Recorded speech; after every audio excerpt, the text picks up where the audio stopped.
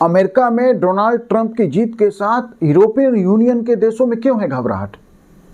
European union के देश जैसे विचलित हो गए हों डोनाल्ड ट्रंप की जीत से, घबराहट की मुद्रा में हैं।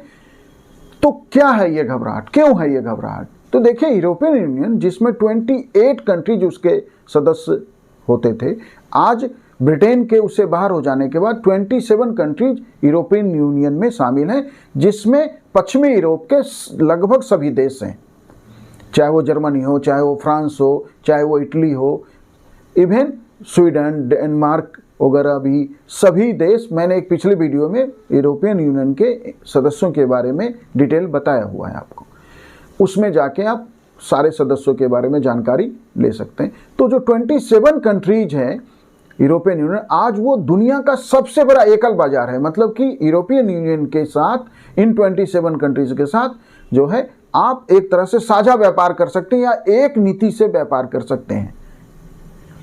और ये यूएसए का भी सबसे बड़ा व्यापारिक साझेदार है। यूरोपियन यूनियन यूएसए का सबसे बड़ा व्यापारिक साझेदार है। और यूरोपियन यूनियन और अमेरिका के बीच कुल ट्रेड 1.3 ट्रिलियन डॉलर का है।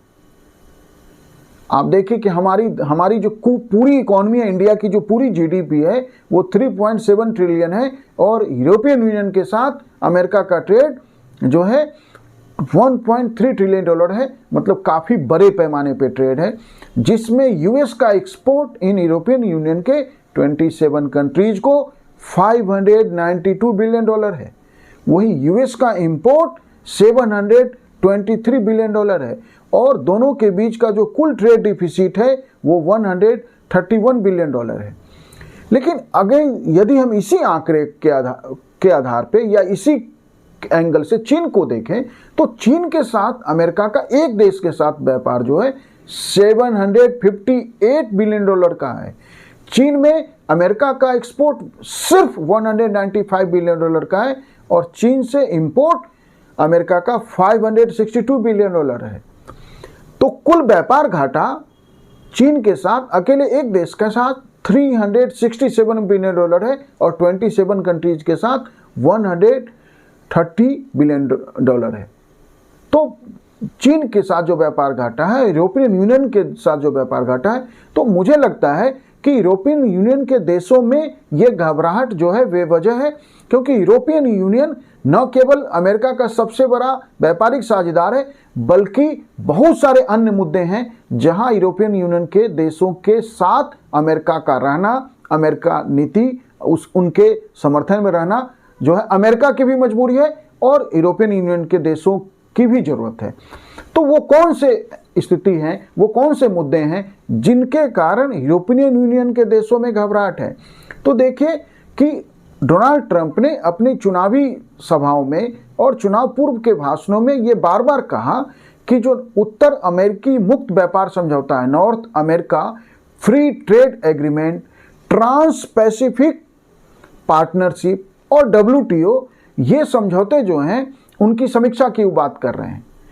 वो यूरोपियन यूनियन के साथ जो मौजूदा व्यापार संधि है, समझौता है, उस पर फिर से बातचीत की बात कर रहे हैं, नई शर्तों की बात कर रहे हैं। उनका कहना है कि ये सभी जो शर्तें हैं या जो समझौते हैं वो अमेरिका के व्यापारिक हितों के विरुद्ध है। हम जानते हैं, मैंने एक पिछले वीडियो में ये बताया है कि डोनाल्ड ट्रंप उग्र राष्ट्रवाद या अमेरिका फर्स्ट की नीति लेके आए हैं, कि उनका है कि अमेरिका को फिर से विश्व की जो अनचैलेंज्ड एक्सेप्टेबल जो है विश्व शक्ति बनाना चाहते हैं। अमेरिका को जो दुनिया में चुनौती मिल रहा है, उस चुनौती से फिर से बाहर निकलना चाहते हैं। मैंने उसी संदर्भ में एक मैनहट्टन प्रोजेक्ट की बात भी की थी। अमेरिका दूसरा मैनहट्टन प्रोजेक्ट लेके आना चाहता है।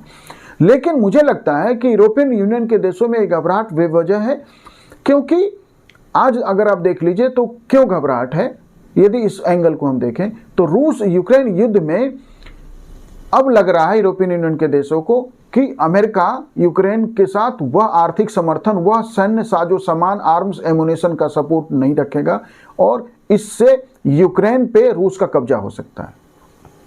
यह जो है जर्मनी, फ्रांस या ये जितने देश हैं, इनको खतरा मौजूद लग रहा है, इनको खतरा दिख रहा है, और पूर्वी यूरोप के देशों में बहुत घबराहट है। लेकिन पूर्व में जो रूस का विस्तार हो उस पे उसको रोकना अमेरिका की भी मजबूरी है, अमेरिका के व्यापारिक हितों की भी मजबूरी है। इसलिए इस मुद्दे पे घबराहट नहीं होना चाहिए, क्योंकि नाटो का भविष्य जो है अभी खतरे में मैं नहीं देखता, क्योंकि नाटो का वजूद ही आया था रूस के बढ़त को रोकने के लिए। आज रूस जो है उस तरह दुनिया की बड़ी शक्ति नहीं है, लेकिन फिर भी नाटो बना हुआ है। क्यों? क्योंकि नाटो के देशों की सुरक्षा जो अमेरिका के जिम्मे है, या नाटो के देश पे कोई आक्रमण अमेरिका पे आक्रमण माना जाएगा, वह केवल उन देशों की सुरक्षा नहीं है, वो अमेरिका के व्यापारिक हितों, अमेरिका के पूंजीवाद का जो फ्लैग बीयरर ऑफ द जो कैपिटलिज्म है, वह जो उसके पास ओहदा है, वो उस ओहदे का भी समर्थन नाटो के माध्यम से वो करता है। तो इसलिए पूर्व में रूस के विस्तार को लेकर बहुत डरने की जरूरत नहीं है, क्योंकि ऐसे बहुत सारे मुद्दे हैं, चाहे वो आतंकवाद है या साइबर हमले हैं, मध्य पूर्व का संघर्ष है, यूरोपियन यूनियन के ज़्यादातर देशों में शरणार्थी संकट है।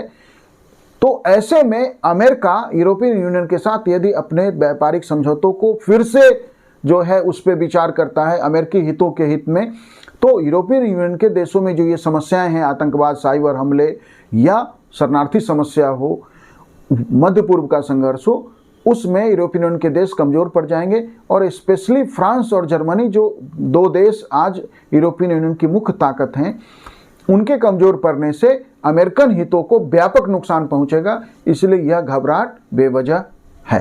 Thank you.